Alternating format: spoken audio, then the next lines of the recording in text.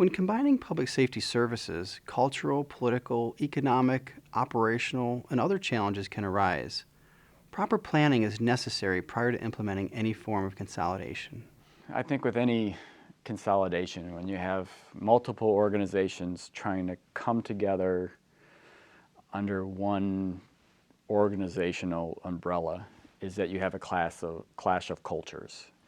It is not going to be all good. You're certainly going to have failures along the way, and no plan is perfect, and so you have to be willing to accept failure and to learn from failure.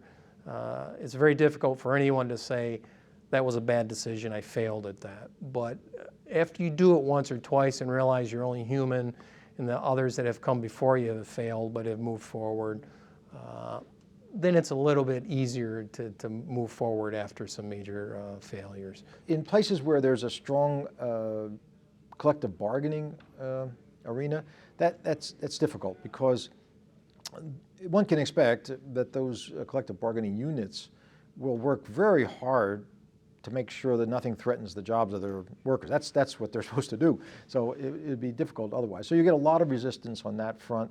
If you try to do this in a place where there isn't strong political consensus, one can reasonably expect that your critics will try to change the political equilibrium.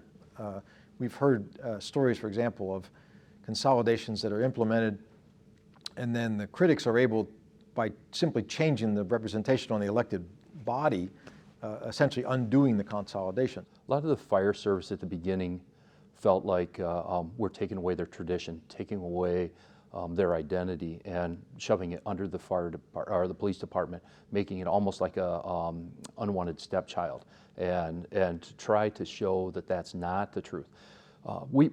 We also had that on the police side. The police were saying, wait a second, our guy who was in charge now was spending a lot of time on the fire side, so we feel a little slighted. So working those relationships out, just like you have a blended family, is the same philosophy we had to put the departments together. You know, in our situation, 6 of the contracts were non-existing law enforcement agencies, so they were charter townships or non-charter townships that needed additional police coverage. In one particular incident, it was a city where we absorbed their agency, and that can become quite dicey. You know, we're not in the business of putting people out of business. We face challenges in our own budgets within the department, in the county, as you know.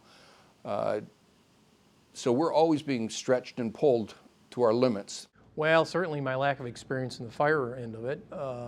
If you don't understand an organization, if you don't understand how it runs, if you don't understand its culture, it becomes very difficult to implement changes. It becomes very difficult to anticipate what the problems will be, so you can develop those solutions before you encounter them. You need the support of the employees. You need the support of the unions. But I think more importantly than anything, you need political support. And it becomes, at the end of the day, it becomes a political decision. And if you do not have that political support anywhere along the effort to combine services, then I think you're doomed to failure. Staying connected with who you're contracted with.